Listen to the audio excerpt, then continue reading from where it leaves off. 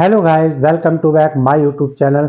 मैं डॉक्टर राजेश कुमार तिवारी आज फिर उपस्थित हुआ हूँ एक न्यूमेरिकल के साथ। और आज का न्यूमेरिकल जो है कैपेसिटेंस के बेस पर है और ये बहुत ही इंपॉर्टेंट न्यूमेरिकल है क्योंकि इसका कॉन्सेप्ट बहुत इंपॉर्टेंट है। देखिए न्यूमेरिकल क्या दिया हुआ है।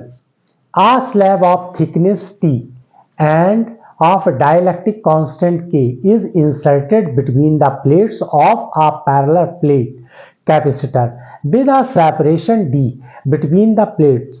Calculate the percentage increase in capacitance. ये न्यूमेरिकल दिया हुआ है। मीन्स इसका ये है कि एक कैपेसिटर है और उस कैपेसिटर के बीच में एक डाइलेक्ट्रिक स्लैब फिल कर दी गई और उसका डाइलेक्ट्रिक कांस्टेंट के है। प्लेट के बीच का सेपरेशन जो है वो क्या है, डी है, जबकि स्लैब की थिकनेस क्या है, टी दी हुई है। क्लियर है।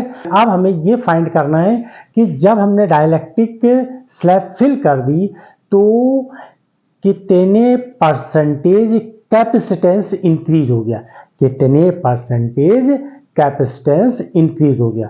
इसका फार्मूला क्या होता है विदाउट डाइलेक्ट्रिक स्लैब के। तो विदाउट डाइलेक्ट्रिक स्लैब का कैपेसिटेंस की वैल्यू जो होती है जब हमने कोई भी डाइलेक्ट्रिक मीडियम फिल नहीं करेंगे, यानी विदाउट स्लैब के, विदाउट डाइलेक्ट्रिक स्लैब के कैपेसिटेंस की वैल्यू होगी सी नॉट, क्योंकि हमने कोई मीडियम नहीं फिल किया। तो C naught equal to epsilon naught A by D. और जब कोई मीडियम फिल करते हैं तो एप्सिलॉन नॉट के साथ के की वैल्यू और आ जाती है। तो देखिए क्या लिखा है, capacitance of parallel plate capacitor without dielectric. Clear है। यानी कोई भी हमने स्लैब नहीं फिल करी उस समय की कंडीशन क्या है कैपेसिटेंस की, C naught equal to epsilon naught A by D.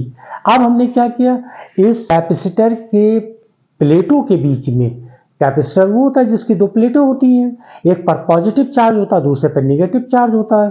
ठीक है। जब हमने डाइलेक्ट्रिक मीडियम फिल कर दिया यहाँ पर तो क्या होगा, यहाँ पर जो डाइलेक्ट्रिक मीडियम फिल कर देंगे तो इसके बाद देखते हैं कि कैपेसिटर की कैपेसिटेंस यानी कैपेसिटेंस की वैल्यू कितनी बढ़ गई। तो यही हमको मेजर करना है यहाँ पर। तो देखिए ये एक ए और बी कैपेसिटर है जिसकी ए प्लेट कैसी है, पॉजिटिव, बी प्लेट कैसी है, निगेटिव है। अब इसके बीच में जो हमने डाइलेक्ट्रिक स्लैब फिल करी है उसकी थिकनेस तो टी है, लेकिन इसके दोनों एंड कैसे हैं, सी एंड डी है। क्लियर है। इसके दोनों किनारे क्या है, एक हम सी ले लें और एक को हम डी ले लें। क्लियर है। और इसकी थिकनेस क्या है, टी है। अच्छा, यहाँ पर जो चार्ज लिखे हैं क्यू प्राइम, ये है पोलराइजेशन की वजह से इंड्यूस चार्ज है, induce charge due to polarization. जबकि कैपेसिटर में जो चार्ज मिलते हैं वो कैसे मिलते हैं, इंडक्शन की वजह से। अब देखिए यहाँ पर हम पोटेंशियल पहले फाइंड करते हैं। पोटेंशियल को फाइंड करने के लिए या पोटेंशियल डिफरेंस निकालने के लिए हमें क्या पता होना चाहिए, इलेक्ट्रिक फील्ड। प्लेट की इलेक्ट्रिक फील्ड का फार्मूला क्या होता है, प्लेटों के लिए इलेक्ट्रिक फील्ड का फार्मूला क्या होता है, जब विदाउट मीडियम की बात करें यानी कोई भी मीडियम नहीं ले रहे हैं तो उस समय E naught equal to sigma upon epsilon naught. ठीक है। और यहाँ पर सिग्मा क्या है, सिग्मा है क्यू बाई ए। क्यू क्या है, प्लेट का चार्ज है, ए क्या है, प्लेट का एरिया है। अब देखिए ई नॉट यानी ये जो इलेक्ट्रिक फील्ड की वैल्यू निकाली गई है प्लेट के लिए, तो ये कैसे निकालते हैं, गॉस लॉ की हेल्प से। और गॉस लॉ में क्या करते हैं, एक क्लोज सरफेस मान लेते हैं और क्लोज सरफेस के अंदर जो चार्ज होते हैं उसके लिए हम क्या करते हैं, इलेक्ट्रिक फील्ड का फार्मूला निकाल लेते हैं। इस डेरिवेशन का लिंक मैंने डिस्क्रिप्शन में दे दिया है, तो वहां जाकर आप देख लीजिएगा। अब देखिए ये तो हो गया विदाउट मीडियम का। जब हम मीडियम की बात करेंगे तो उस जगह इलेक्ट्रिक फील्ड का फार्मूला क्या आ जाएगा, मीडियम के लिए तो सिग्मा और यहाँ आ जाएगा एप्सिलॉन नॉट के, क्योंकि मीडियम हमने फिल कर दिया है तो उसके लिए इलेक्ट्रिक फील्ड का फार्मूला हो जाएगा सिग्मा अपॉन एप्सिलॉन नॉट के। क्लियर।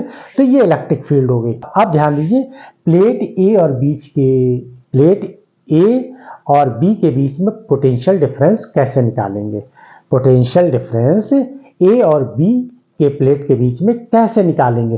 तो देखिए यहाँ पर हम सबसे पहले क्या करते हैं कि प्लेट ए से और यहाँ पर जो स्लैब हमने ली है जिसका जो एक किनारा है वो सी हमने कंसीडर किया है, तो यहाँ से प्लेट ए से और सी के बीच में कितनी हमने डिस्टेंस ले ली, x ले ली, ये x ले ली, यानी यहां से यहां तक कितनी ले ली, ये हमने x ले ली।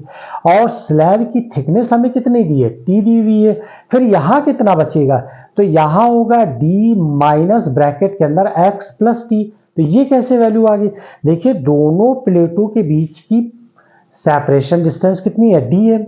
ये x मैंने निकाल दिया, यहां से ये t निकाल दिया, देखिए ये x है ये t है, ये जब दोनों निकाल देंगे d में से, जब x और t की थिकनेस को, जब x और t की डिस्टेंस को d से माइनस कर देंगे तो हमें ये वाला पोर्शन मिल जाएगा। अब देखिए ये वाला पोर्शन कैसा है, ये वाला पोर्शन कैसा है, यहां पर एयर फिल है क्योंकि कोई मीडियम फिल नहीं, ये मीडियम फिल है जिसकी थिकनेस टी है। फिर देखिए ये एयर वाला पोर्शन हो गया, यानी d माइनस ब्रैकेट के अंदर x प्लस टी। अब हम इसका पोटेंशियल फाइंड कर लेते हैं, क्लियर है। तो देखिए पोटेंशियल कैसे निकालेंगे, when dielectric slab is filled between the plates A and B, then potential difference between plate, तब पोटेंशियल डिफरेंस क्या होगा, V equal to E dot D R. ये पोटेंशियल डिफरेंस और इलेक्ट्रिक फील्ड के बीच में रिलेशन होता है। इस फार्मूले का लिंक मैंने डिस्क्रिप्शन में दे दिया। अब देखिए ई dot D R, E dot D R, E dot D are यानी ये कैसी होगी, वेक्टर क्वांटिटी होगी दोनों। तो इसका मतलब ये हुआ कि E dot D R equal to क्या होगा, E D R cos zero. दरअसल प्लेट की इलेक्ट्रिक फील्ड और प्लेट की एरिया के बीच में एंगल कैसा होता है, 0 डिग्री, क्योंकि दोनों ही किस डायरेक्शन में होते हैं, एक ही डायरेक्शन में होते हैं। तो इसलिए ई डी आर कॉस जीरो, और कॉस जीरो की वैल्यू 1 होती है, क्लियर। अब देखिए v इक्वल टू क्या हो जाएगा, तो ये जनरल फार्मूला निकल कर आ गया, यानी कि ई डी आर, क्लियर। अब क्या करेंगे, यहां पर हम पोटेंशियल अप्लाई कर देंगे। तो पोटेंशियल देखिए हम किस तरीके से यहां पर अप्लाई करते हैं, v इक्वल टू ए, ये प्लेट ए है और ये डाइलेक्ट्रिक यहां से स्टार्ट हो गया, चूंकि डाइलेक्ट्रिक स्लैब यहां से स्टार्ट हो गई, तो यहां पर ये क्या है, एक तरीके से एयर या वैक्यूम मान लें। तो इस पोर्शन को हम ले लें ए टू सी, यानी कि A to C E D R, E D R, और ई नॉट है यहां पर, ई नॉट का मतलब है वैक्यूम के लिए या एयर के लिए। फिर हमने लिया सी से डी, यानी डाइलेक्ट्रिक स्लैब की थिकनेस ले ली। तो यहां पर इलेक्ट्रिक फील्ड का फार्मूला लगा देंगे। तो यहां पर इलेक्ट्रिक फील्ड का फार्मूला क्या लगेगा, सिग्मा अपॉन एप्सिलॉन नॉट के हो जाएगा, क्योंकि यहां के इलेक्ट्रिक फील्ड का फार्मूला क्या हो जाएगा, सिग्मा अपॉन एप्सिलॉन नॉट के। तो इस जगह पर ई डी आर ले लेंगे और लिमिट क्या हो जाएगी, लिमिट क्या हो जाएगी, सी टू डी हो जाएगी। फिर तीसरा पोर्शन देखिए यहां पर ये आ गया, ये वाला है जो कि डी से बी के बीच में है, यानी कि डी माइनस ब्रैकेट के अंदर क्या है, एक्स प्लस टी, और यहां पर भी वैक्यूम है। तो इसके लिए इलेक्ट्रिक फील्ड का फार्मूला क्या हो जाए, ई नॉट डी आर आ जाएगा, क्लियर। आप देखिए वैल्यू पुट करते हैं, ई की वैल्यू पुट कर देते हैं और ई नॉट की वैल्यू पुट कर देते हैं, और उसके साथ यहां पर थिकनेस भी फिल कर देते हैं। तो देखिए कैसे, यहां पर ई नॉट की वैल्यू क्या दी है, ई नॉट की वैल्यू दी है sigma upon epsilon not, sigma upon epsilon naught, और इसकी थिकनेस क्या है, इसकी थिकनेस है एक्स। तो यानी इंटीग्रेशन डी आर की जगह पर हम क्या पुट कर देंगे, एक्स पुट कर देंगे। तो इंटीग्रेशन डी आर की जगह क्या पुट कर देंगे, एक्स पुट कर देंगे, क्लियर। इसी तरीके से यहां ध्यान दीजिए, ई की वैल्यू ये क्या दी है, ई की वैल्यू दी है सिग्मा अपॉन एप्सिलॉन नॉट के, किसके लिए, सी से डी के बीच में। तो क्या हो जाएगा, सिग्मा अपॉन एप्सिलॉन नॉट के, और integration C D D R के बीच, यानी कि स्लैब की थिकनेस आ जाएगी। तो यहां पर टी पुट कर दीजिए। फिर तीसरा पॉइंट है, यानी इस पोर्शन के लिए, तो इस पोर्शन में ध्यान दीजिए, इस पोर्शन की इलेक्ट्रिक फील्ड की वैल्यू क्या होगी, ये वैल्यू होगी। तो ई की वैल्यू आ जाएगी सिग्मा अपॉन एप्सिलॉन नॉट, और integration D to B, D to B, देखिए डी टू बी है कि नहीं है, तो इसके बीच कितनी डिस्टेंस है, वो डिस्टेंस है D minus x plus T है। तो यहां पर पुट कर दीजिए, ये आ जाएगी D minus x plus T, ये वैल्यू आ जाएगी। क्लियर है ना? यहां समझ में आ गया कि नहीं आ गया? एक बार फिर समझ लीजिए। यहां पर ई नॉट की वैल्यू ये है, इंटीग्रेशन जैसे हमने लिखा ए सी डी आर, तो इसकी जगह क्या आ जाएगा? एक्स की वैल्यू आ जाएगी, क्योंकि ये हमने क्या माना था? एक्स माना। इंटीग्रेशन सी डी, सी और डी ले लें, डी आर, तो इसकी जगह क्या आ जाएगा? टी आ जाएगा। इंटीग्रेशन डी से बी अगर ले लें, देखिए डी से बी ले लें, तो यहां पर क्या आ जाएगा? डी आर की जगह, डी आर की जगह क्या आ जाएगी value? D minus x plus T.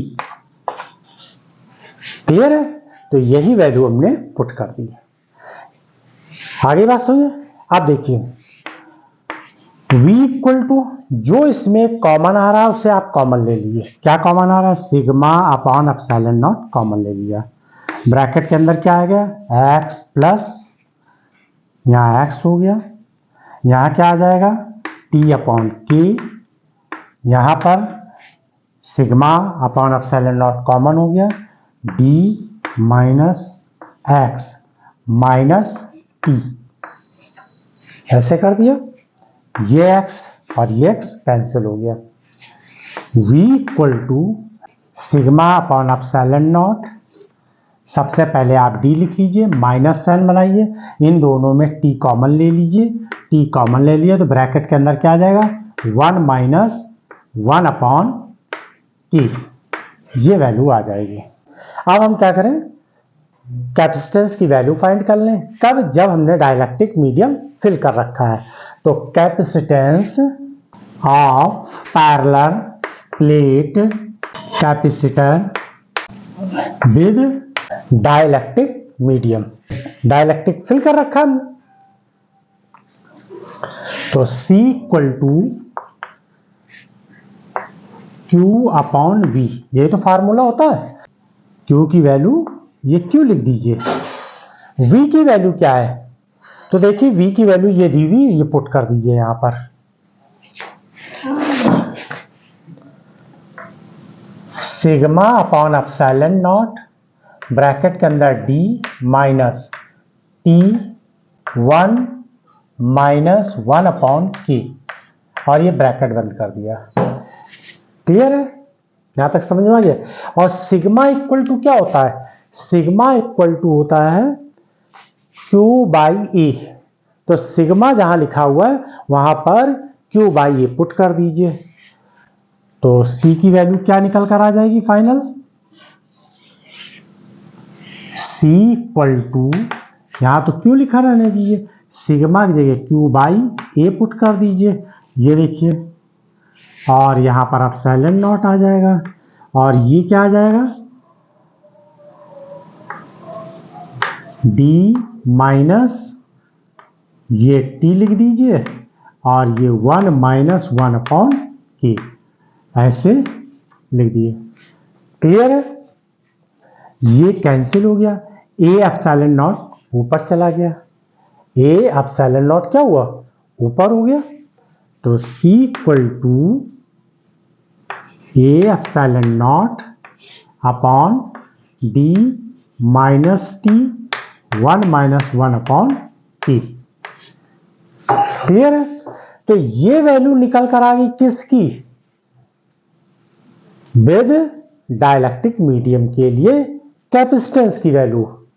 Clear है? हमें परसेंटेज निकालना है, तो परसेंटेज निकालने के लिए हम क्या करेंगे? ये C नॉट की वैल्यू दी है, ये C की वैल्यू दी हुई, तो ऐसे सॉल्व कर लिए, C अपॉन C नॉट, इसकी भी वैल्यू लिख दीजिए, C की value A epsilon naught upon D minus T, bracket के अंदर 1 माइनस 1 अपॉन K, और इसकी वैल्यू क्या है? C नॉट की ये वैल्यू है epsilon not A upon D, ये और ये कैंसिल हो गया, C upon C not equal D क्या? डिवाइड बाई डिवाइड है, तो ये ऊपर चला जाएगा, तो यहाँ ऐसे आ जाएगा, और नीचे ये वैल्यू क्या आ जाएगी?